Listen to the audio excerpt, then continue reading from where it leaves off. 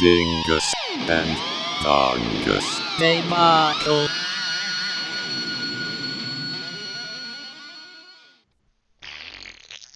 Episode 55. Well, anyways, That won't matter no. in the post-apocalyptic world after the unknown war takes place. And the glowing man. Yes, named Geiger. He's really good at counting. He's an accountant. What? Wait, you just made that. You made that up. I was like, shit, did I miss that part? It was written, Geoff Johns. Yep. Out on Image. Mm-hmm. One of, well, I'm not even going to say that. I thought it was one of his first creator-owned books, but I don't know if that's true or not. I know he was DC for a while. Right. He's, I guess, technically still big in DC. I haven't been really, keeping up, but, I mean, Geoff Johns was running, like, I guess, quote-unquote, running DC for a while. Right. But who knows what's going on. But I think we've talked about Geoff Johns before, right? Like, in reference to, like, say, Green Lantern and shit. We have. But I don't think we've actually covered any Geoff Johns. Well, most of it outside of this isn't really formatted. His books aren't formatted for our That's true. thingy. He does giant epic runs. Yeah. Like Green Lantern. Yeah. Which is awesome. Yeah. And Aquaman, Yeah. which is awesome. Yeah. He's a fantastic writer. And, well. His Teen Titans was trash. Yeah. I read it because I rarely read books based on writer. Mm-hmm. My preference is typically character. Okay. The caveat to that is Brian Wood, because I really enjoyed Northlander and I really enjoyed DMZ. Mm-hmm. Switch those. DMZ for me came first. But I got Northlander because of Brian Wood's writing on DMZ. Gotcha. Also Vikings. So I did that with Geoff John for Teen Titans, and I was like, I want to read some Raven stuff. Mm-hmm. That's cool. It wasn't good. You know what era that was in? The shitty one. New 52? I don't know. I think it was New 52. Yeah. I can't say for certain, but it wasn't very fun. Gotcha. And I was about to say, I was like, I just remembered, I read Geoff Johns'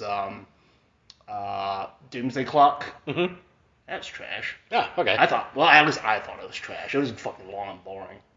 So he's not infallible. No, he's not. But when he is great, he is fucking great. Yes, one of the best that I've read, at least. Yeah, 100%. But onto this one. It's post-apocalyptic madness. Yeah.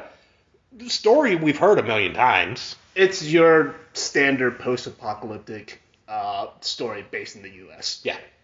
It's you got roving gangs dressed up in like cosplay. Pretty much. Basically. It was because it takes place in and around Las Vegas. Mm-hmm. Not entirely within, but in Las Vegas proper, each casino has their own little cosplay. Yep. Like, so we've got medieval people, and then we got people in, like, Prohibition 1920s stuff. Yeah. It's like, why? And you've got fucking pirates, And too. pirates, yeah. Landlocked pirates. Why do these people decide to just dress up? I don't know. I mean, I guess there's a casino called the Camelot, right? Right. Well, So that kind of makes sense. It's on theme right. with the casinos. But still, if I'm in a post-apocalyptic place and I end up being in a casino, I'm not dressing up any special just because.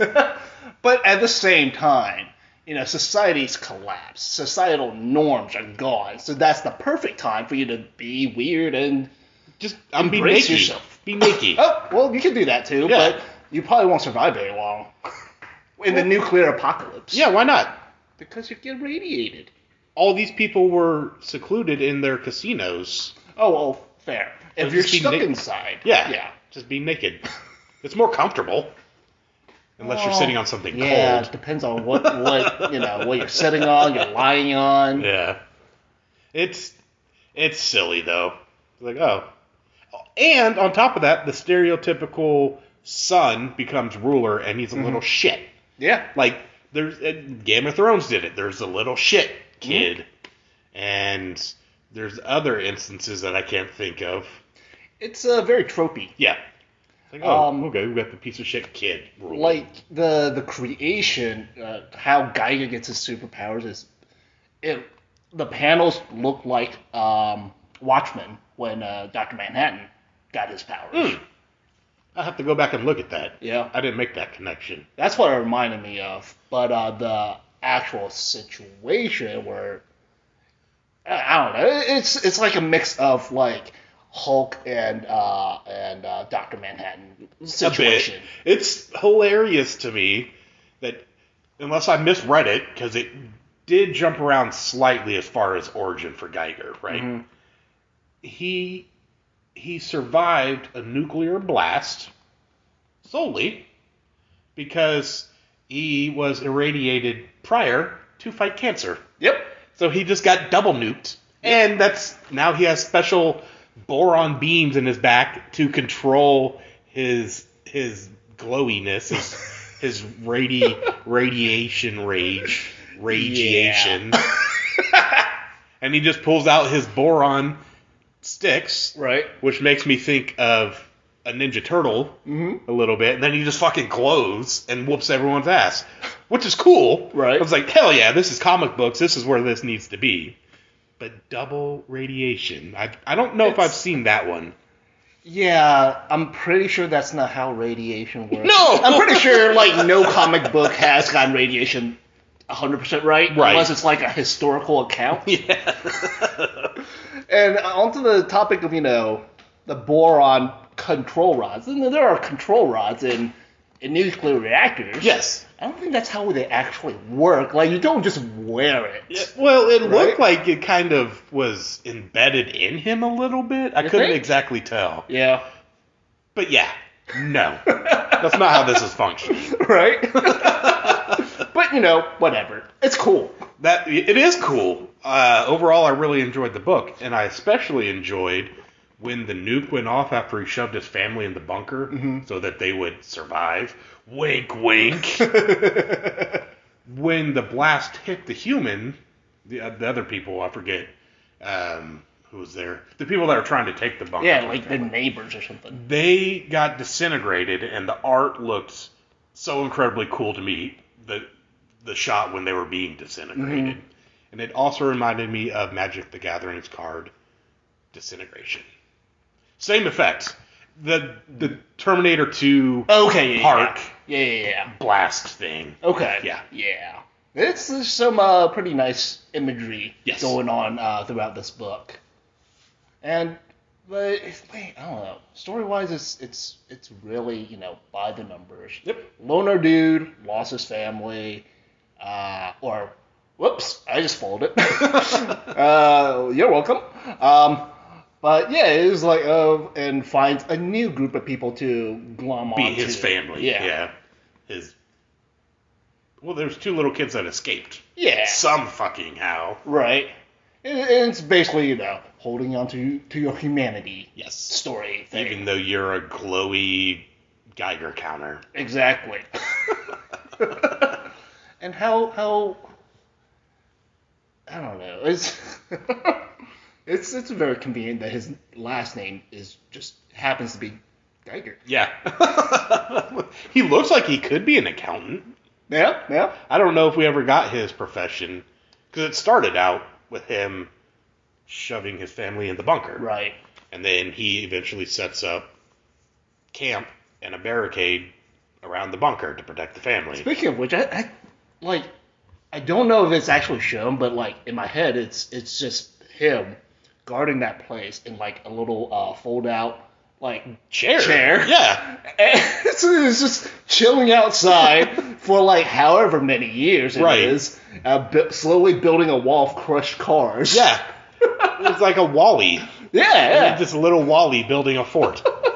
It's like a post-apocalyptic version of, old man sitting on his lawn. Get off my lawn! Which isn't entirely untrue. That's basically what he did. He got armament by just killing everyone and taking their guns that came along. Mm-hmm. I wonder if that's where he got all the cars. Probably. Is that how is he crushing? Well, I guess he's Geiger. He can just squish them. Can he? But he can't stretch his Well, okay, I guess he could, like, crush it bit by bit. Yeah. And mold it into shape. Yes. Like he did with the Shithead King's son person. Oh, yeah. Yeah.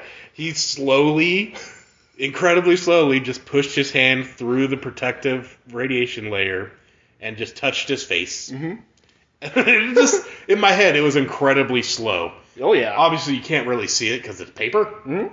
But to me, that took a good 30 seconds. He's just being very dickish about it. It's like deliberate. Yeah. And his action is so that it's to instill the maximum amount of fear and terror. Yes. And I also don't see how, if he's like exuding that much radiation, how does that kid not have like a brain tumor? Or maybe he does. He probably does. Yeah. He's got a weird radiation burn on his face. It's true. Maybe that's why he's a dick. No, because he was a dick before. Yeah. Hmm.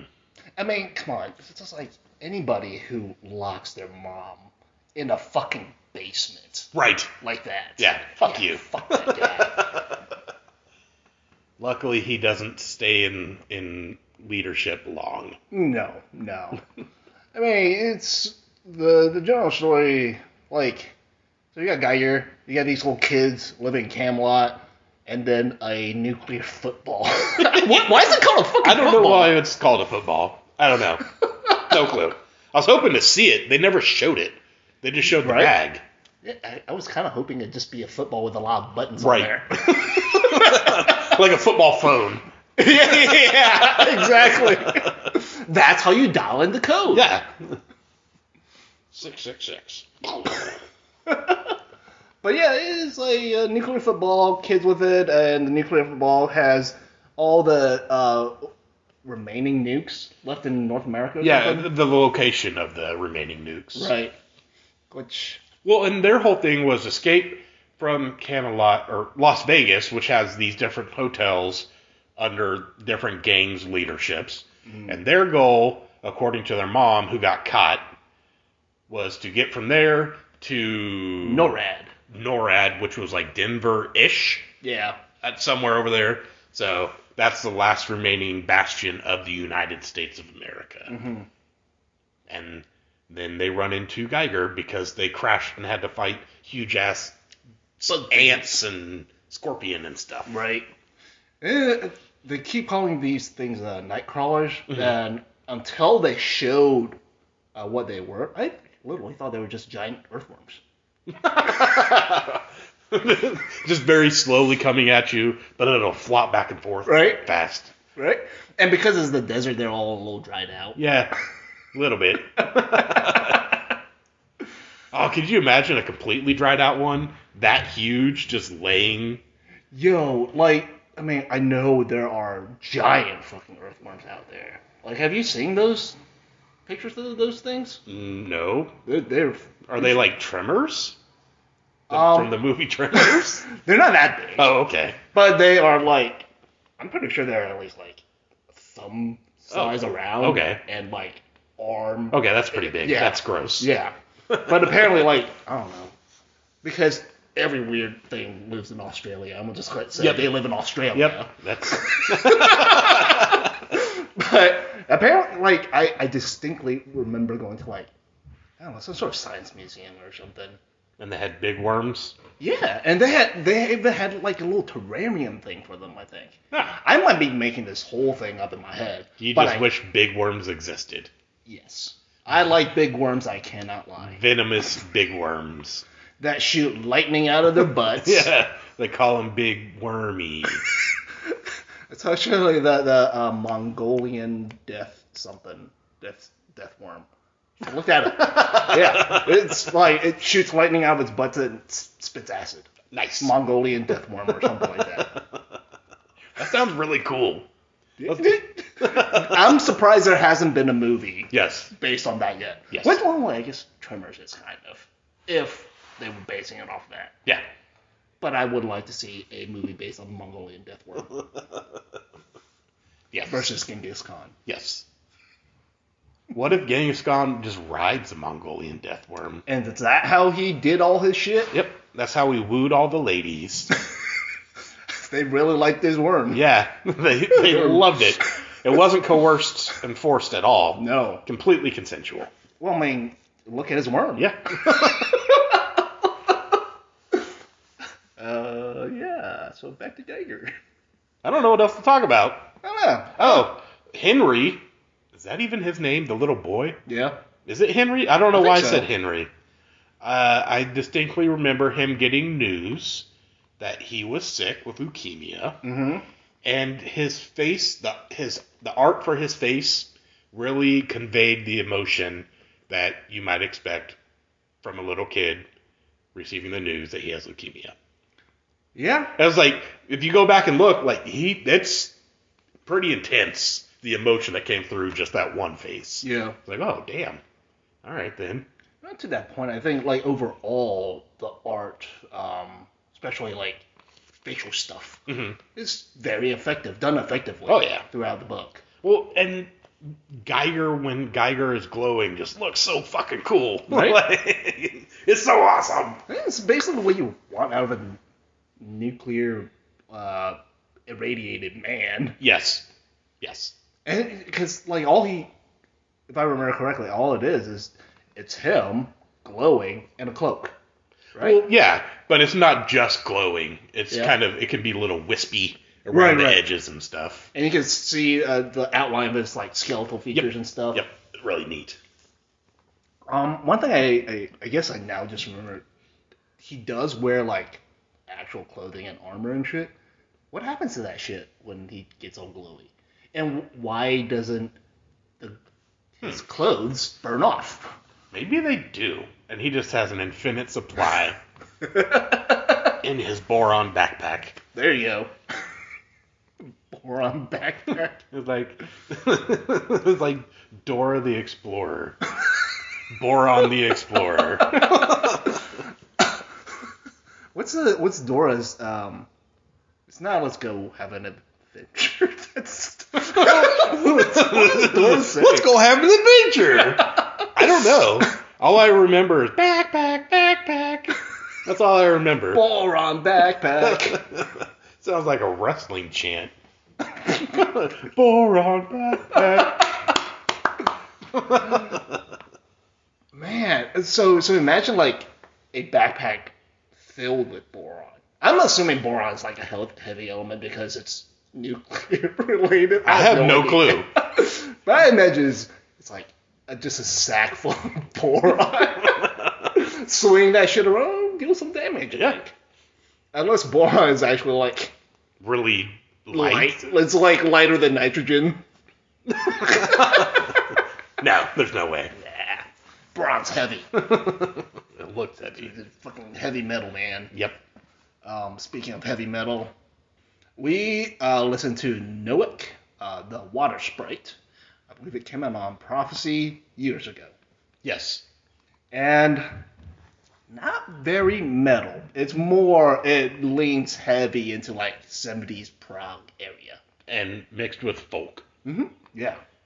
I think there's like a slight hint of doom in there. A bit. Yeah. Yeah. I know that when it first started, I guess you could call it an intro to the track. It's not a separate track. Reminded me very much of this band Fire and Ice, or Fire Plus Ice. Okay. I don't know how it's pronounced. It's literally the word fire has a plus symbol and then ice. Huh. So Fire Plus Ice. Fire Tea Ice. Fire Tea Ice. Which is very much like a neo-folk. Okay. So this album started as, neo-folk. And it kind of set the tone.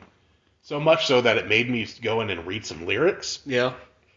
Because in listening to it in its entirety, it felt very fantasy to me. Mm-hmm. It felt like it was telling a fantasy story. So that's why I read. And then also it's called Water Sprite. Right. It's like, well, let's dig a little bit more into it. Ultimately, I enjoyed it. Yeah. It's something a little atypical from anything I really usually listen to. Mm-hmm. So that was nice. Yeah, it's a very calm album. There's not like, I don't know, it's not like super energetic at any point in time. There's moments. Yeah, there's moments. But overall, I find it to be a very calming album to listen to. Mm-hmm. And it's got one of my favorite riffs ever. Which? It's on the song The Fiery Flower. Uh-huh. And it's the main verse riff. Yeah, where like if she dies or Yeah. how does it go? If you break her, your Yes. life must end. Yes, that's very catchy, and I really enjoyed that part. Mm-hmm. But the riff accompanying that is what you're talking about? Well, that part, yeah. Well, overall, the whole song, yes. Yeah, okay. But the specific riff I'm talking about is kind of start-stoppy stuff. Here we are again. Yeah, starty-stoppy. The starty-stoppy. Right after the long intro. Mm-hmm. There's just something really weird and like off-kiltered about that riff. And the way it's constructed is like it's all fragmented at the start of it. And then when you get to the end of the riff, it comes together for me. And it's like, it's when I first heard the song, it wasn't like anything I've ever heard of, and I didn't know that you could write riffs like that. And yeah, it's just there's just I don't know. There's something very magical about that riff for me. Yeah. Well, the whole album really. There's segments where I get kind of lost in it. Mm-hmm. So I can't really pinpoint stuff. I just know music's happening. I don't know if that's good or bad. But also, I've noticed with this album, the vocal style is one in which you happen to like a lot of shit similar. Oh yeah? Like, I don't know how to describe it. I've heard this vocal style before, and it's always from you.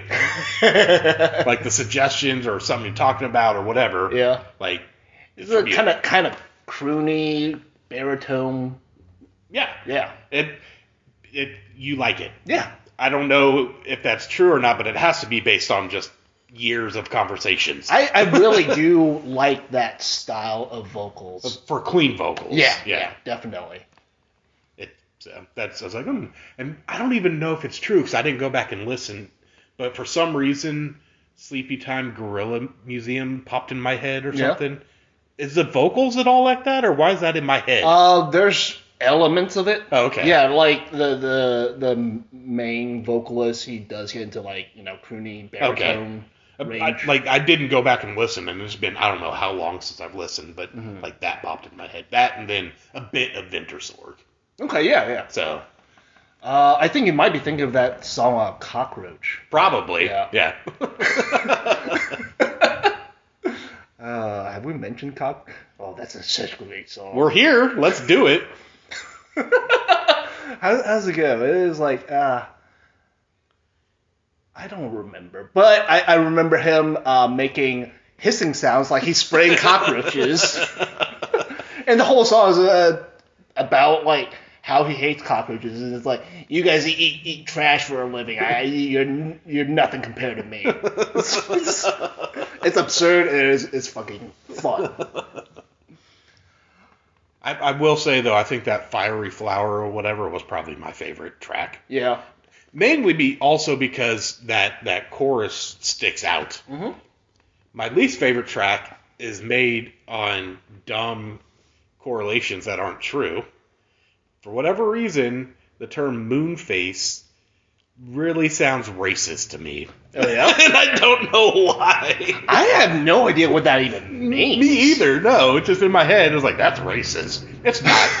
World, it's not. That's just my head. Like, I don't know why. Like, I mean, what pops in my head is, that old black and white movie with the moon? Yeah, yes. That's what pops in my head. With that rocking in its eye? Yeah. And that's why Moonface is dead. Ah, fair. Somebody landed a rock in his eye. That's racist. That was a hate crime. Against Moonanites. I don't know why I thought that when I read it. Probably just because of the word face. Yeah. I don't know. I have no justification. It just popped in my head, and now we're talking about it. Like, it popped in my head as I saw the title. Right. But yeah. Well, maybe it's not racist because maybe if Moonface is racist, Moonface is dead. Racist, it's gone. Let's erase that, right? Okay. I don't know. But yeah, let's erase racism. Yeah. I'm on board with that message. Shit. Now I have no idea. I was trying to figure out if this was a concept album in its entirety, and reading through it, it felt very fantasy. Mm-hmm. But then there was a Dead Can Dance cover. Yep. And I was trying to figure out how that fit in. I don't really think it does. I mean, I've read the lyrics years ago, and it felt like just kind of, fairly generic Yep. fantasy stuff. Yep. That don't necessarily have to do with each other. Okay. But I do know later on, what was that? Minstrel's Song, I think is the name of the album. That whole album is based off of Lord of the Rings. Oh. With they got this song, Durin's Song, which is all about Durin. Mm-hmm. You might like that album. Probably. I'm a big Lord of the Rings fan. It leans heavier into kind of a doomy metal sound. Okay, cool. The only thing I would say is toward the latter part of the album, it does tend to drag. Yeah, I can deal with that. Yeah. But I don't know. I think like most of their albums, like you would at least like half of them. Got it. Okay. Yeah. Half of each album, not half of the albums in total. Yeah. But half of each album you'll like. Cool. Yeah. I was really hoping that the Minstrel's Song was about menstrual cycles. Oh, maybe it's called The Minstrel's Curse, which would be The Minstrel's Minstrel Curse. Oh, what a dick. Wow. Cursing Why would you women do that? Yeah, just cursing all women to have menstrual cycles? There's got to be a better way. Seriously. This is how creepy eugenics stuff starts. Let's stop the conversation. We're trying to breed out menstrual cycles? Yep. Stop it. We can't go any farther. End of episode? We can't do it twice in a row. No. I love this album, and even though I go years without listening to it, like every time I listen to it, it's like, oh yeah, man, I should listen to this fucking more. It was good, and it really just gave me a folky feeling, and it wasn't power metal, which is nice. It's like, oh, cool, this is different, and it's not just about fantasy shit. Mm-hmm. It is, but the music evokes the feeling. It's very evocative music Yes. that it's got that they got going on, and I think you mentioned this. It's a little outside your wheelhouse, and like for me, like not necessarily outside my wheelhouse for what I listen to, but like what I do musically. Oh yeah, it's like completely left field. Like I don't even go anywhere near this stuff when I write, but I fucking love it. Yep, good shit. Hell yeah, check it out.